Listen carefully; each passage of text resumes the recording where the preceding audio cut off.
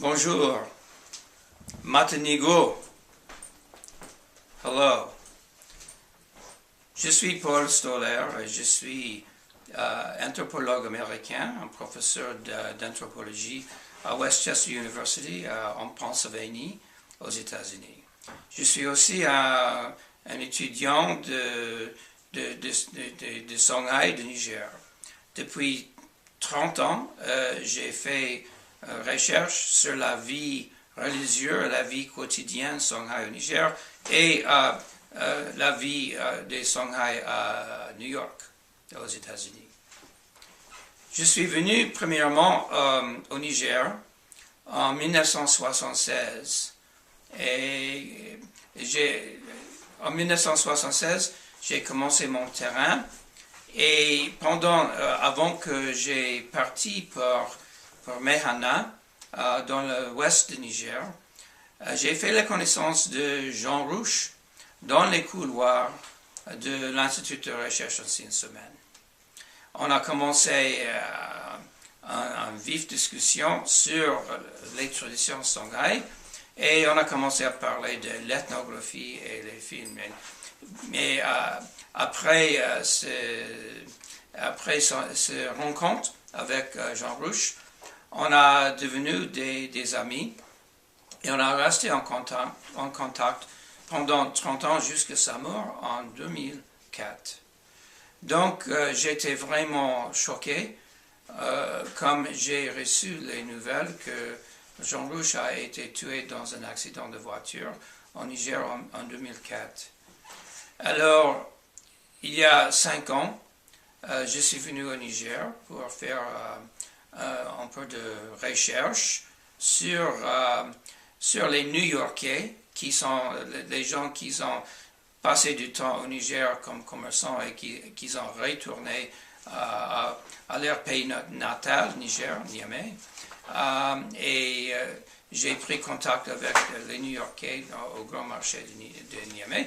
Mais aussi, je voulais, en pensant de Jean Rouch, et c'était le 5e anniversaire de sa mort, je voulais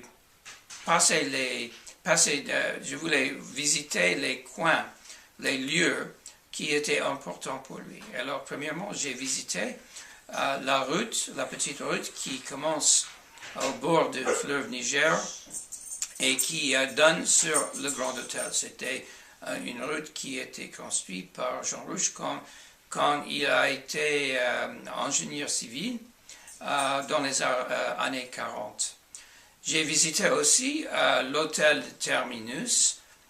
L'hôtel Terminus, Rouch m'a dit il y a très longtemps, était le point terminal pour le chemin de fer qui allait commencer à Dakar et terminer à Niamey. Un chemin de fer qui n'était jamais complètement construit. Alors, troisièmement, j'ai visité un lieu sacré à Niamey qui s'appelle Dongo Tondi. Dongo Tondi, c'est un grand caillou où il y a des sacrifices pour Dongo, l'esprit de tonnerre, dans le panthéon des esprits de Songhai qui ont célébré pendant les danses de possession chez les Songhai de Niger. Alors j'ai visité Dongo Tondi.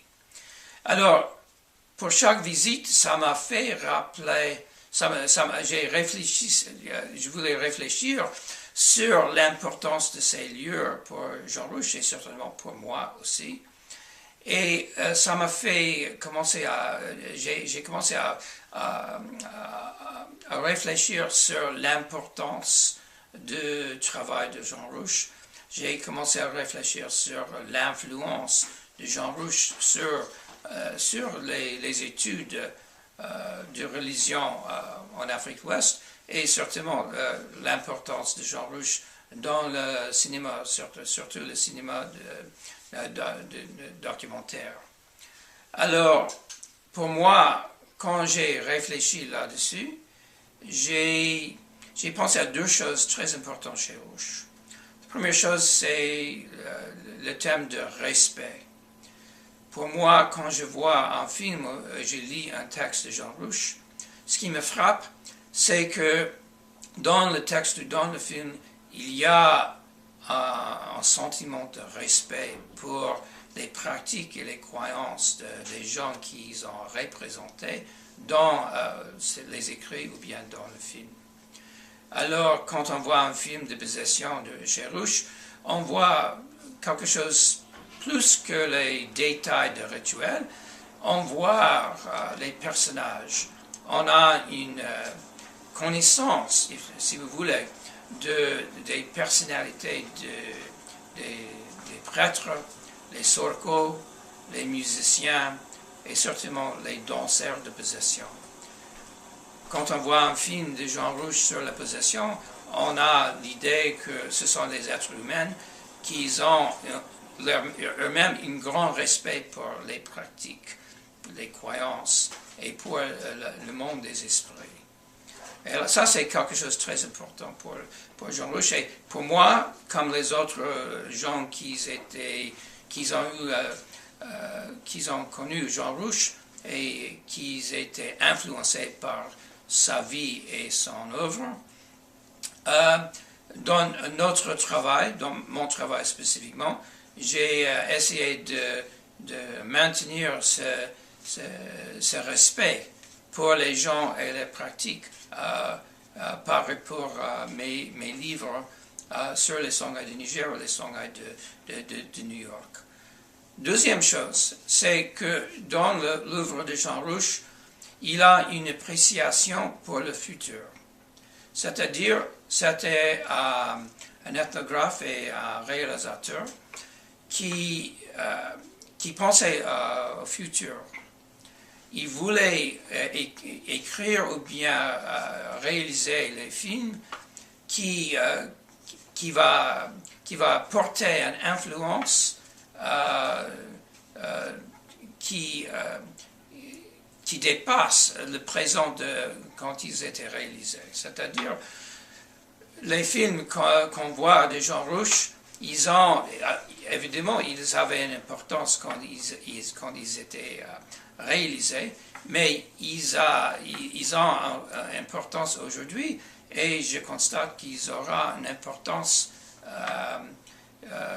dans le futur pour les générations qui vont venir. Alors ça, c'est le plus grand défi de réalisateur ou écrivain, de produire un texte qui va durer dans le temps, qui aura une importance dans le futur, qui aura une importance pour les générations du futur. Alors ça, c'était quelque chose chez Rouch qui était très important, central à mon avis. Et voilà. Bon, je pouvais parler beaucoup plus de Jean Rouch et j'espère que j'aurai l'occasion de le faire pendant le table ronde.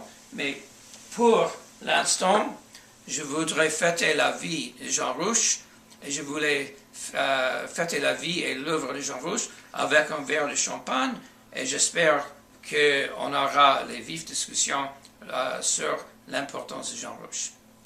Santé.